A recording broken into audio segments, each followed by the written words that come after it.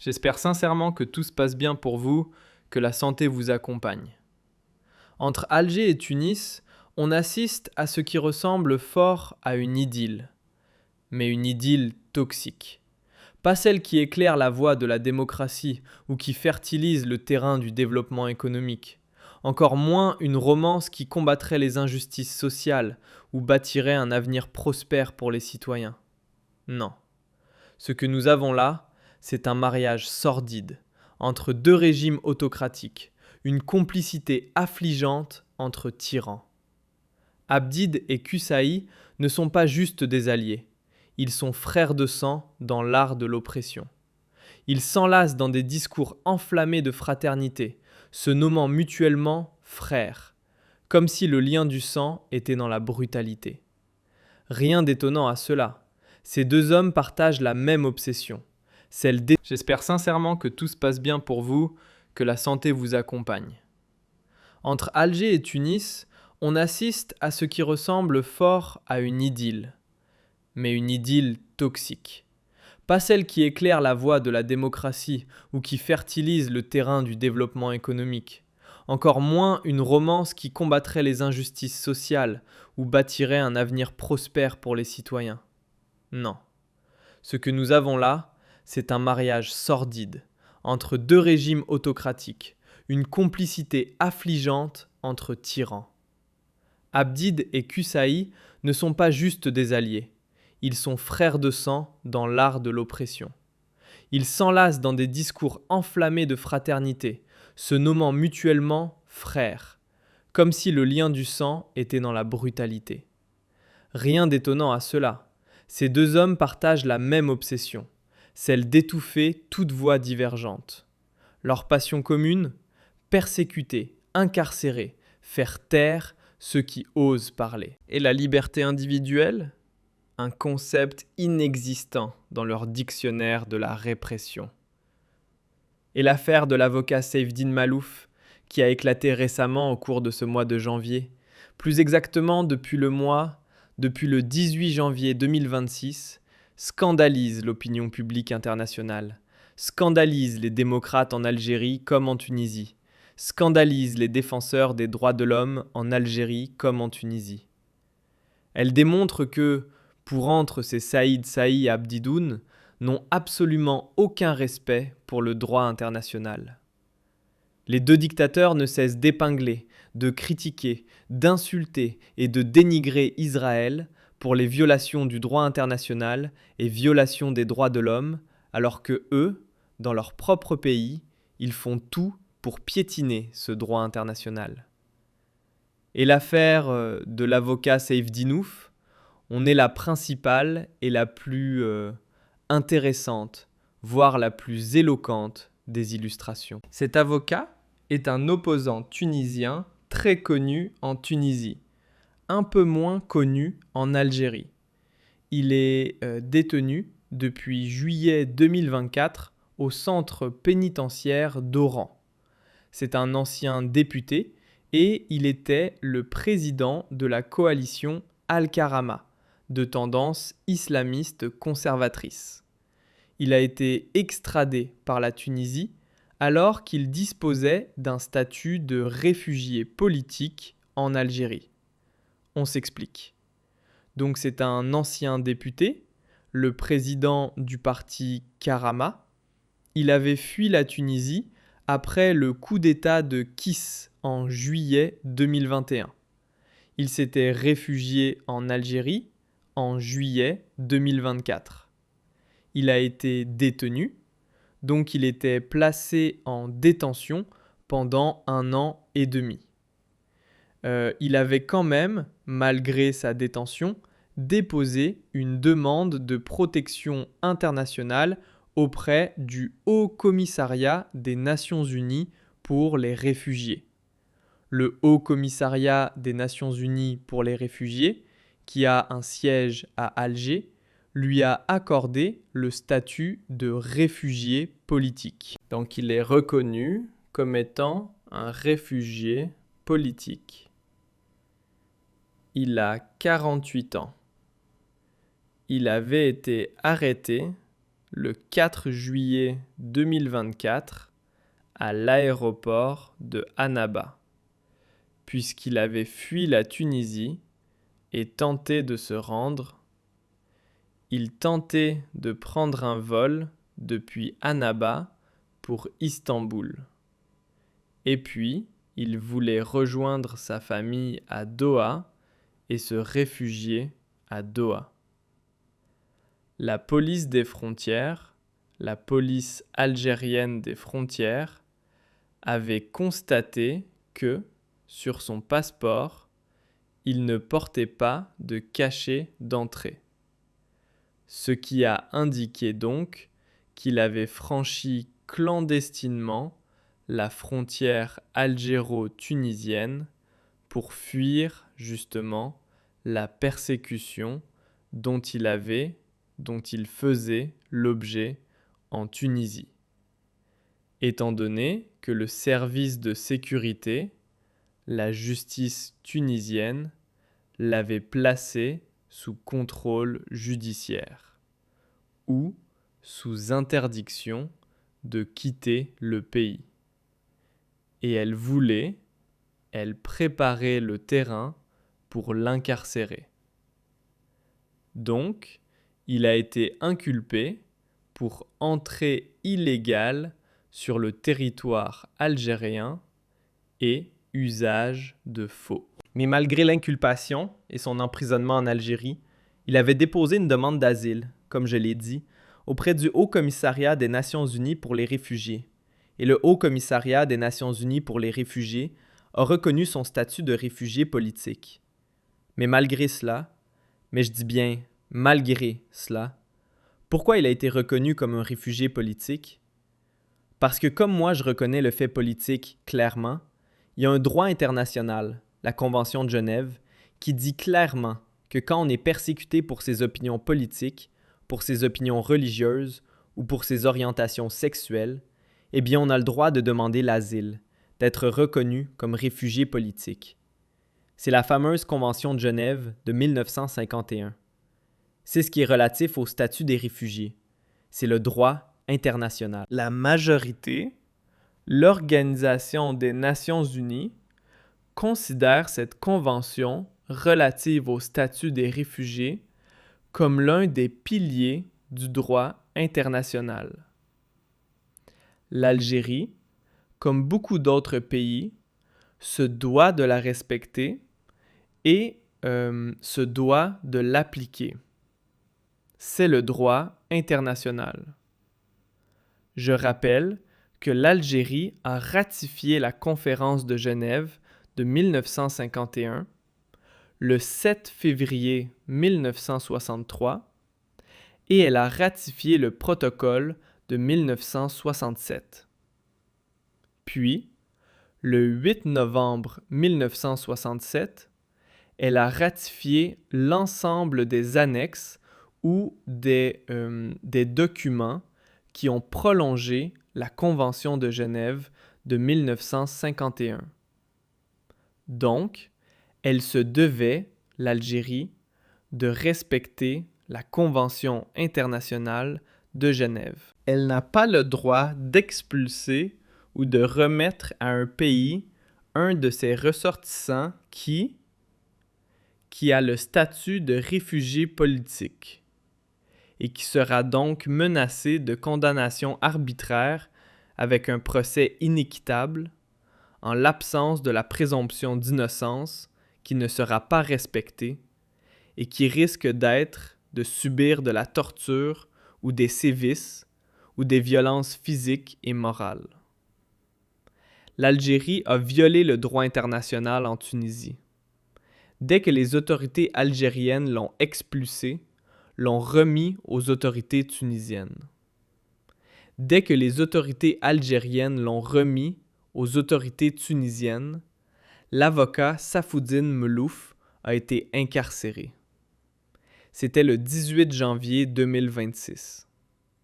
Il va donc purger des peines prononcées par contumace dans une peine de 5 ans de prison ferme dans des affaires considérées comme des affaires politiques. C'est Kais Saïd qui a voulu l'emprisonner juste parce qu'il fait partie d'un mouvement de l'opposition contre lui, contre le pouvoir actuel en Tunisie, monopolisé entièrement et de façon musclée et violente par Kais Saïed.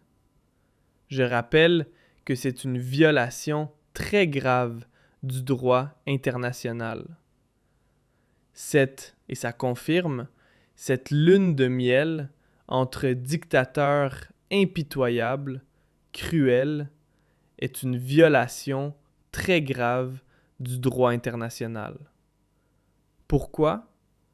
Parce que l'article 33 de la Convention de Genève de 1951, relative au statut de réfugié, interdit catégoriquement de renvoyer une personne vers un pays où sa vie ou sa liberté serait menacée en raison de ses opinions politiques, de sa race, de sa religion. L'Algérie, donc, qui a ratifié cette convention, comme je l'ai dit, en 1963 et ainsi en 1967, a violé ses propres engagements internationaux et elle a violé le droit international. Dans le cas de Saïfouddine Mlouf, le pauvre Safoudine Malouf, à qui je témoigne toute ma solidarité, même si je ne suis pas d'accord avec son courant politique, même si je ne suis pas d'accord avec beaucoup de ses positions d'islamistes tunisiens, ça reste un être humain. Ça reste un islamiste, un être humain.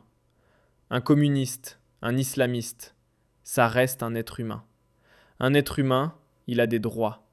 On ne peut pas emprisonner, incarcérer quelqu'un uniquement pour une opinion. On n'a pas le droit. Tu n'es pas d'accord avec son opinion, c'est libre à lui. Il y a la liberté de conscience, la liberté d'expression. Donc dans le cas de Mlouf, Safeddine, je répète, 48 ans, plusieurs organisations internationales sont montées au créneau pour qualifier cela, pour estimer que sa remise ou que son extradition vers la Tunisie par l'Algérie l'expose à des risques de persécution, de torture et de procès inéquitables en Tunisie, où le système judiciaire, comme en Algérie, est malheureusement sous contrôle total et asservi par le président Kais Saïed. Donc il n'y a aucune garantie de procès équitable. Et la Tunisie n'a fourni aucune garantie à l'Algérie. Elle ne peut pas fournir de garantie à l'Algérie, étant donné que c'est un réfugié politique. C'est très grave. Le Forum des Tunisiens pour les droits économiques et sociaux, qui est une organisation non gouvernementale tunisienne, l'une des rares organisations non gouvernementales tunisiennes qui continue de militer contre le pouvoir de Kais Saïed, a qualifié cette extradition par l'Algérie de Safoudine Mlouf. Elle l'a qualifiée, je la cite, de violation renouvelée du droit international des réfugiés. L'Organisation arabe des droits de l'homme Choua, qui est une organisation algérienne dirigée par des Algériens basés à Londres, et l'organisation non gouvernementale algérienne basée en France, et Post International, ont dénoncé, de leur côté, une violation flagrante du droit d'asile et des obligations internationales. Je répète qu'il y a aussi cette extradition, elle est immorale et illégale du point de vue de plusieurs autres conventions et dispositifs du droit international. Par exemple, le pacte international relatif aux droits civils et politiques, ratifié par l'Algérie, lui aussi, interdit également les extraditions vers des pays où l'individu risque la torture ou un traitement inhumain. En l'occurrence, le pauvre Safoudinouf risque clairement d'être exposé à de la torture ou à des traitements inhumains. Des figures comme l'ancien président tunisien Moncef Marzouki et la sœur même de Safoudinouf, Nadia, ont souligné et dénoncé une entorse grave au nord du droit international, d'autant plus que Mlouf Safadine était en procédure d'asile. Il avait le statut de réfugié politique. Il devait donc juste être transféré vers l'Europe. Il avait demandé à être transféré vers l'Europe puisqu'il avait l'autorisation. Il avait le statut de réfugié politique accordé par le Haut Commissariat des réfugiés. Le Haut Commissariat des Nations Unies pour les réfugiés, qui dispose d'un siège à Alger.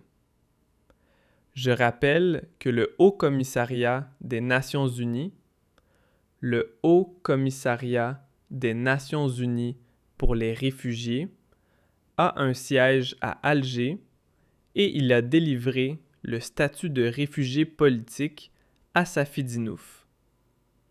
L'Algérie aurait dû le laisser partir avec un laissez-passer, le laisser quitter le pays.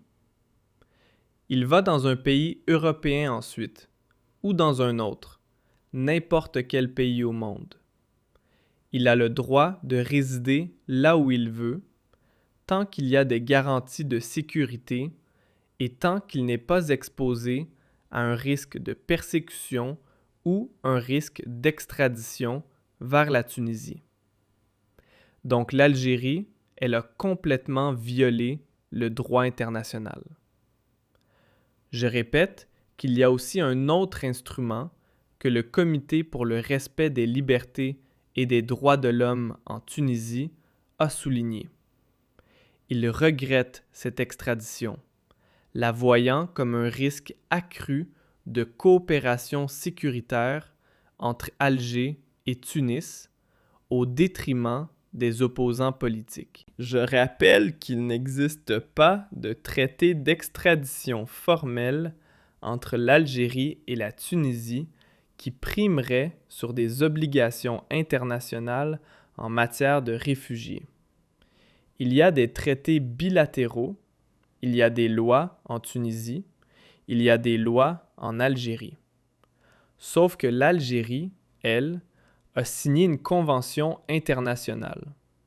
Et le droit international est supérieur au droit national. Donc les engagements internationaux de l'Algérie sont supérieurs aux engagements bilatéraux de l'Algérie avec la Tunisie. C'est-à-dire que, dans la constitution algérienne, c'est très clair.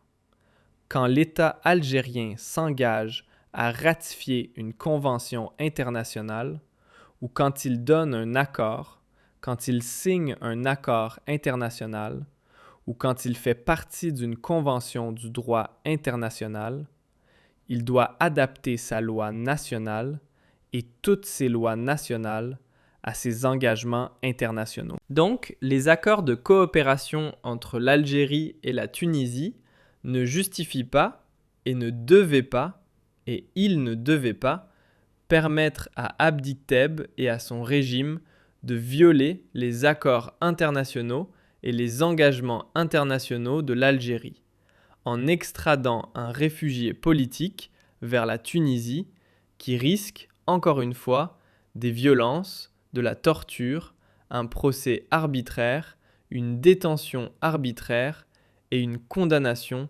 purement politique. Même si les accords de coopération sécuritaire existent entre l'Algérie et la Tunisie, ils ne peuvent pas déroger au droit international humanitaire.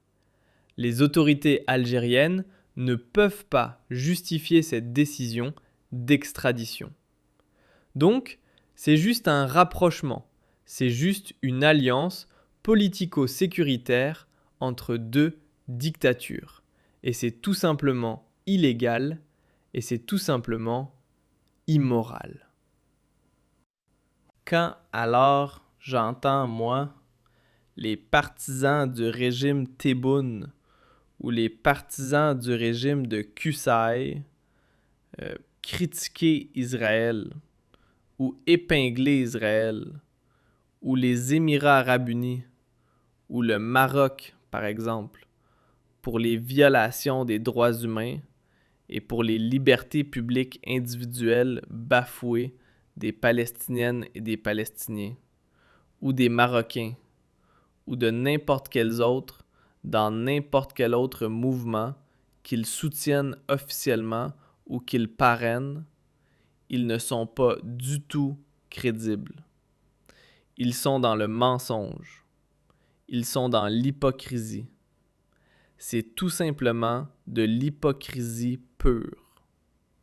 Tu ne peux pas, toi, plaider pour le respect du droit international et le bafouer toi-même dans ton propre pays avec des ressortissants étrangers qui sont exposés à des risques de torture, de violence, de détention arbitraire, en les remettant à des dictateurs qui les pourchassent et qui les traquent. Là, on a perdu toute crédibilité.